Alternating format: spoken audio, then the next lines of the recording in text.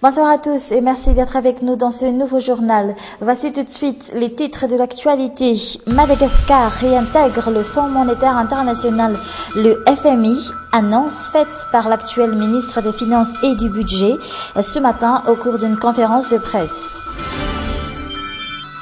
Absente hier à la HEC faute d'invitation officielle, Christine Razanamassou contre-attaque et met en doute l'indépendance des nouveaux membres de la Haute Cour constitutionnelle. Nous allons parler de ce phénomène en classe dans ce journal, le SMS. Aujourd'hui, un élève sur deux utilise dans ses copies les abréviations utilisées dans l'envoi des SMS. À l'étranger, en France, la droite réclame la démission de Christiane Taubira dans l'affaire des écoutes téléphoniques de Nicolas Sarkozy. La garde des Sceaux récuse ce mensonge et obtient pour l'instant le soutien du Premier ministre français. Et enfin, le pape François célèbre son premier anniversaire de pontificat, un pape moderne, simple et proche de ses fidèles, l'homme de l'année 2013 pour beaucoup de magazines.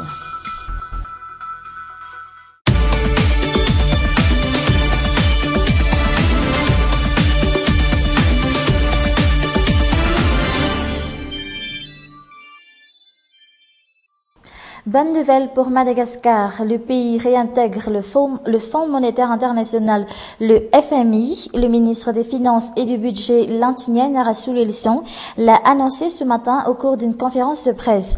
Une décision très attendue par les autres bailleurs et partenaires financiers de Madagascar pour pouvoir relancer à leur tour leur coopération avec la Grande Île seront toujours le ministre des Finances et du Budget.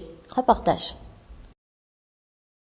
Le Fonds monétaire international, le FMI, réintègre Madagascar en son sein. L'annonce intervient seulement quelques heures avant le départ du président Rajoelinarimampianina pour les États-Unis. Le chef de l'État qui est prévu rencontrer le directeur général du FMI, Christine Lagarde, le ministre des Finances et du Budget, Lantinien Rassoul-Elson, a lu aux membres de la presse une partie de la lettre annonçant cette réintégration. Suite à cette décision, le gouvernement du président Rajoelinarimampianina peut adresser au FMI des requêtes pour les transactions financières et demander une assistance technique et participer à la surveillance au titre de l'article 4 des statuts du FMI. Mais qu'attendons-nous de cette reprise des coopérations avec le FMI ?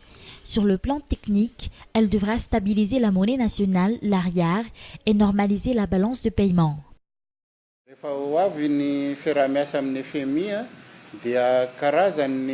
La reprise des coopérations avec le FMI est une sorte de clé qui nous permettra d'entrer dans le monde des financements. Je ne dis pas qu'on aura tout de suite des financements, mais cela va entraîner le retour de la confiance de nos bailleurs de fonds. Le rôle du FMI est de définir avec nous, si oui ou non, il y aura une stabilité macroéconomique. Le cadrage macroéconomique appliqué peut-il nous emmener vers le développement ou non?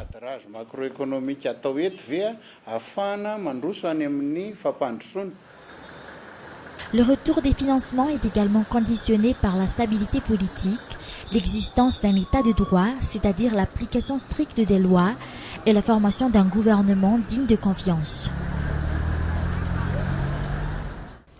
Entamons tout de suite ce journal par la page politique. La présidente de l'Assemblée nationale, Christine Razanamassou, revient à la charge en réaction aux manœuvres politiques dont elle et le bureau permanent sont les principales cibles. Elle a déclaré ce matin qu'aucune autre institution n'a le droit de se mêler des affaires internes de la Chambre basse.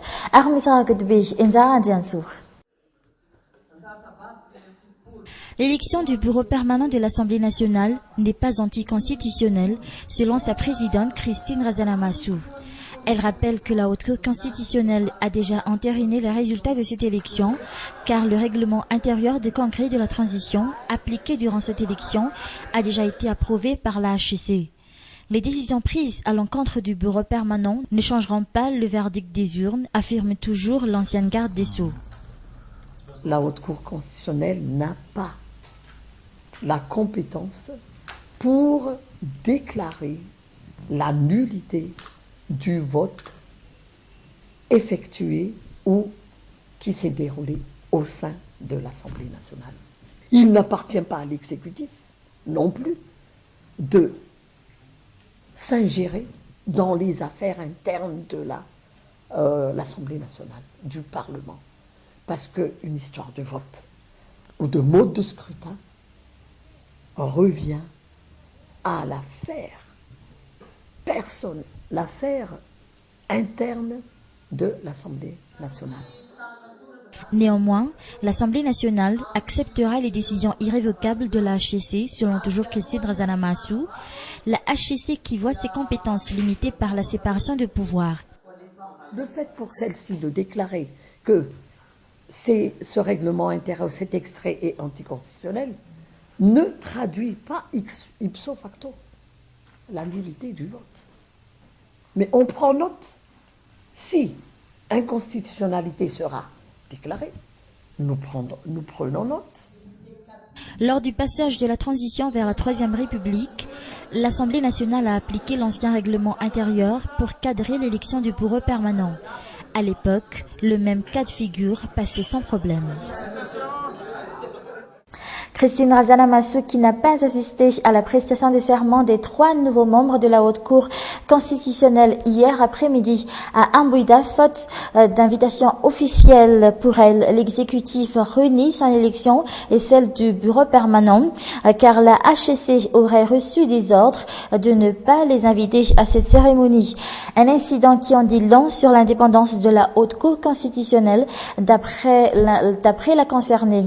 Écoutons ses explications au micro de Armi Saragoudbi et de Nzaran Djansour. Le fait pour celle-ci d'avoir délibérément omis de remettre une invitation à temps à la présidente de l'Assemblée nationale constitue pour moi une atteinte à la dignité de l'institution même. Puisque si je peux vous montrer l'invitation qui nous a été remise après coup, cette invitation ne mentionne aucunement que l'Assemblée nationale a élu son président et son bureau permanent. Si c'est un préjugé, ceci traduit déjà que la requête qui sera ou qui est déjà introduite auprès de cette Cour laisse déjà préjuger que cette requête aura une suite conforme à la requête. Parlons à présent de ce phénomène qui fait des ravages auprès des élèves, le SMS. Apparemment, le SMS s'invite même jusque dans les copies d'examen des élèves, au grand désespoir des enseignants. Aujourd'hui, un élève sur 2 utilise les abréviations utilisées pour l'envoi d'un SMS dans ses phrases. L'enquête est signée Anna Muriel et Nzaran Djansour. Des phrases courtes ne nécessitant pas forcément l'utilisation de toutes les lettres de l'alphabet. Un SMS est aujourd'hui écrit et envoyé en un temps record. Ces abréviations suffisent pourtant à faire passer le message. Liansu fait désormais partie de ces jeunes accros au texto et donc accros aux abréviations. Quand on veut envoyer un texto, on doit tout faire pour le rendre très court. On utilise des abréviations faciles à comprendre. Si on veut par exemple faire passer une émotion par texto, on met juste LOL, MTR ou n'importe quelle abréviation. Mais on doit quand même écrire des phrases entières pour les textos qu'on envoie à nos parents ou à des adultes. Aujourd'hui, le phénomène texto s'invite jusque dans les copies d'examen et les cahiers de leçons. Abraham a fait l'erreur d'utiliser de nombreuses abréviations dans ses copies en classe. Ça m'arrive souvent de faire cette erreur en classe. C'est devenu automatique pour moi dans certains cas d'utiliser des abréviations. Les spécialistes en linguistique pointent du doigt ce phénomène texto comme étant à l'origine de la déperdition de la langue malgache et même de la langue française. Beaucoup d'élèves oublient totalement les règles grammaticales.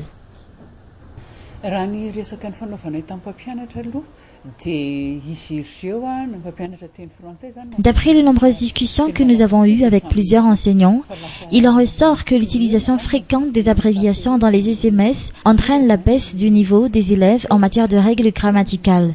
Car aujourd'hui, beaucoup d'élèves dans le secondaire utilisent tout d'un coup des abréviations dans leurs phrases. Les enseignants constatent de nombreuses abréviations dans leurs copies, dans leurs exercices et même dans leurs feuilles d'examen.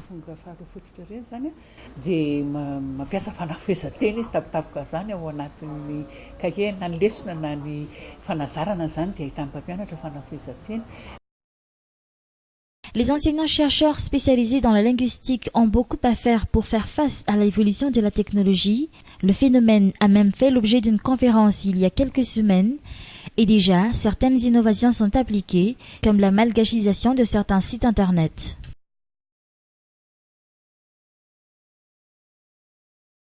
C'est la fin de ce journal. Merci à vous de l'avoir suivi jusqu'à la fin.